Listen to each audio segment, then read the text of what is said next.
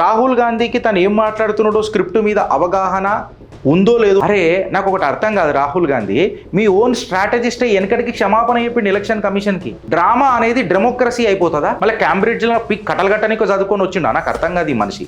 అసలు ఇది ఏం రిప్రజెంటేషన్ ఇస్తుండో మనకు అర్థమవుతలేదు. అసలు ఏంది నీ లాజిక్ అని అంటున్నా.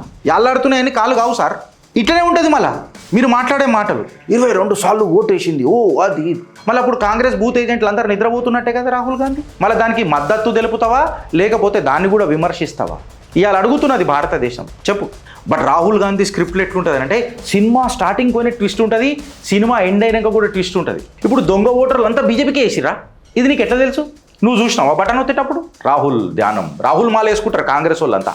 కూర్చొని ఏం చేస్తున్నావు మళ్ళీ ఇన్ని రోజులు? ఇన్స్టాగ్రామ్లలో సాహిత్యాలు మాట్లాడుకుంటా ఇది ఒక రెవల్యూషన్ అపీలు, హైడ్రోజన్ బాంబ్ అని అంటే ఏడికైనవుతుంది. జెన్ జీ ఉంటుంది కదా, నేపాల్లో ఏవైతే ప్రొటెస్ట్లు అయినాయి చూడు, పోరలై జెన్ జీ పోరలై, అట్లా ఇండియాలో షురూ కావాలా అని చెప్తాడు. అంటే ఎలక్షన్స్లో ఏదైనా డిఫీట్ అయిందనుకో స్ట్రీట్ డ్రామా చేయమంటున్నావు రాహుల్ గాంధీని.